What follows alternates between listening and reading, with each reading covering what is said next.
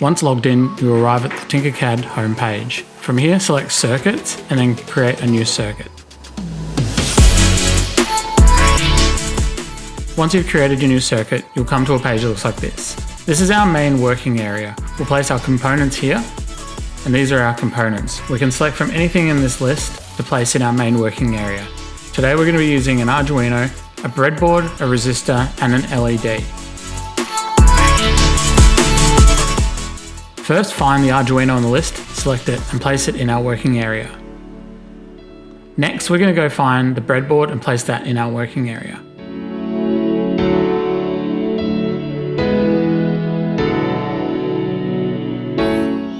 If you're new to Arduino, this is a very basic rundown of the board.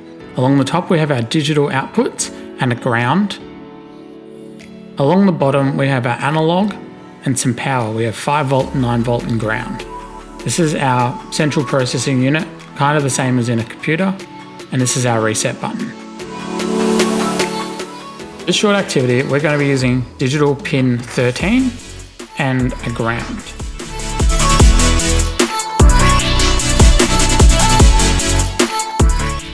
Looking at our breadboard, you see lots of holes with numbers, letters, pluses and minuses. A lot of these holes are connected internally. If you have a look here along this line, all of these connectors are all connected from the inside. This forms our positive rail. So think of it as there's a connection inside, or like a wire behind the breadboard. This is the same for both positive and negative along the horizontal axis in this photo. On the main body of the breadboard, these are connected in the numbers. So 1 is all connected, 2 is all connected, 3 is all connected, etc. It's the same thing for the top section. These aren't connected internally to the bottom section. Putting resistors in between the top and the bottom sections. This is what we'll be doing today to power our LED. Clicking the holes allows us to drag and drop wires between different connectors. We can form circuits and join different sections of the breadboard. If we connect a negative to number 5, it is then connected to the number 5 section in the top and the bottom because they're joined internally, as well as the number 1 section because there's a wire running to the number 5. So the wire from our positive to number 11, it is connected all along the 11 rail, all the way to the split in the middle, but not onto the other side. If we place a resistor between 11 on the bottom and the top, we've got a resisted value of the positive on the top 11 section.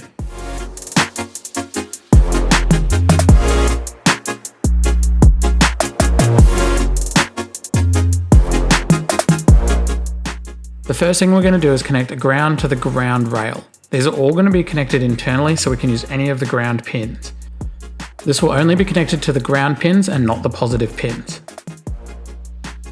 And from digital pin 13 to any one of our rail lines on the middle part. Choose any one you like, it doesn't really matter. Now we're going to run a negative to the neighbouring rail. Feel free to choose colours for your wires, red for positive and black for negative.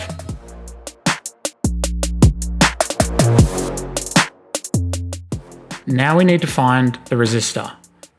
This will allow us to reduce the voltage from the 5 volts to a level that's more acceptable for an LED. This on digital pin 13, bridging the top and the bottom. Change the resistance value to 220 ohms. This will allow us to power the LED at a more appropriate level of power. Now bridge the bottom negative to the top rail. Now we need to find the LED in our components list. Find it and drag it into our circuit. As you can see, I've placed it onto the circuit with one leg on one side and one on the other. We've got a cathode, which is our negative, and our anode, which is our positive. If this is done backwards, it won't work. Looking at our circuit, our ground goes up to the ground rail, along into our main rail, and then across to the top, along into the cathode. Our digital pin 13 goes straight to our main section, through our resistor to the top and into our anode. The circuit is now complete and correct, but it won't work, so we need to do some coding.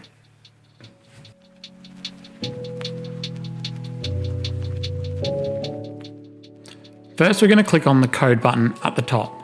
This will bring up our coding area, and what we're going to do is we're going to code it in block code. First, we want to set built-in LED to high. Our built-in LED is hardwired to pin 13 on our board. Drag it and drop it into the main area. High is for on and low is for off. We're going to select high.